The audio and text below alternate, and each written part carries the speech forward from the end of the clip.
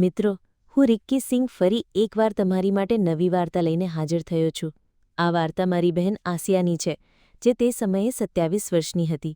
વાટે દિવસની છે જ્યારે અમારા ઘરે મોટો કાર્યક્રમ ચાલી રહ્યો હતો. બધા પરિવારના લોકો એક પોતાના કામમાં વ્યસ્ત હતા. મારું અને આસિયા દીદીનું ઘર લગભગ 50 મીટર દૂર હતું અને કાર્યક્રમનું સ્થળ ઘરથી અડધો કિલોમીટર જેટલું દૂર હતું. હું અને દીદી ઘણી ક્લોઝ હતા. અમારી વચ્ચે હંમેશા મજામસ્તી ચાલતી રહેતી. એ દિવસે જેમ કે મેં કહ્યું, બધા વ્યસ્ત હતા. એ વખતે આસિયા દીદીના પપ્પા એટલે કે મારા કાકાએ મને તેમના ઘરેથી થોડું સામાન લાવવાનું કહ્યું. તેમના ઘરને તાળું લાગેલું હતું, એટલે કાકાએ મને ચાવીઓનો ગુચ્છો આપ્યો અને કહ્યું કે જલ્દી સામાન લાવીને પાછો આવજે. હું સામાન લેવા તેમના ઘરની તરફ ચાલ્યો. તેમના ઘરની રચના એવી હતી કે મુખ્ય ગેટ ખોલતા જ ગેલેરી આવતી હતી અને એના આજુબાજુ બધા રૂમ હતા. જ્યારેથી મેં ગેટ ખોલીને અંદર પગ મૂક્યો, મને કંઈ અજીબોગરીબ અવાજ સંભળાયો. શરૂઆતમાં મેં તેને અવગણ્યો, પણ થોડી પળો પછી ફરી એ જ અવાજ આવ્યો. મને લાગ્યું, અરે, આ તો દીદીનો અવાજ છે. પણ મેં કશું બોલ્યું નહીં, શાંતિથી તેમના રૂમ તરફ ગયો.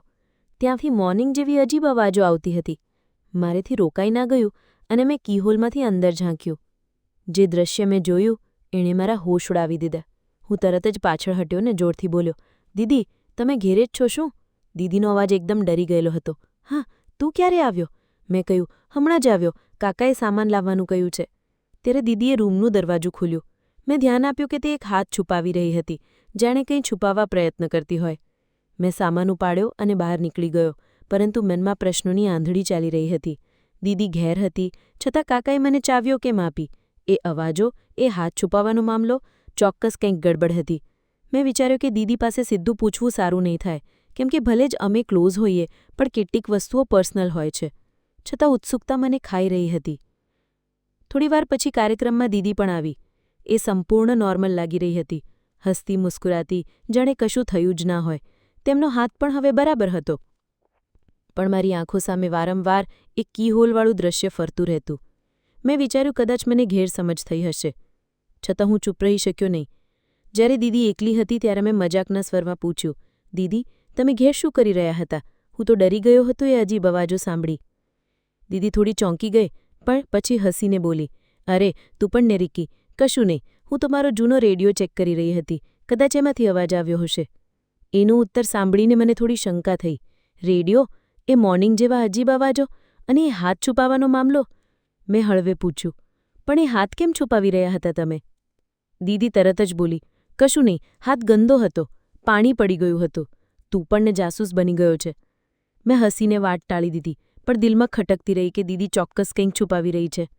મેં મનમાં નક્કી કર્યું કે આ રહસ્ય જાણવું જ છે. એ રાતે જ્યારે બધા કાર્યક્રમમાં મસ્ત હતા, હું ચૂપચાપ ફરી તેમના ઘેર ગયો. ગેટ ખોલીને ગેલેરીમાં દાખલ થયો. આ વખતે કોઈ અવાજ નહોતો. મેં દીદીના રૂમ તરફ જોયું. દરવાજો બંધ હતો. મેં કીહોલમાંથી ઝાંખ્યું, પણ અંદર કંઈ દેખાયું નહીં. રૂમ ખાલી હતું. ત્યાં જ મને બેડ પાસે એક નાનું ડબ્બું દેખાયું, જે અડધું ખુલ્લું હતું.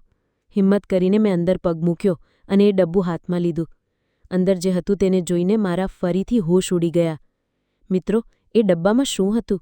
શું આસિયા દીદી સાચે કંઈક છુપાવી રહી હતી કે પછી આ મારી ગેરસમજ હતી? આગલા ભાગમાં હું તમને કહું છું. ત્યાં સુધી તમે અંદાજ લગાવો કે એ ડબ્બામાં શું હોઈ શકે.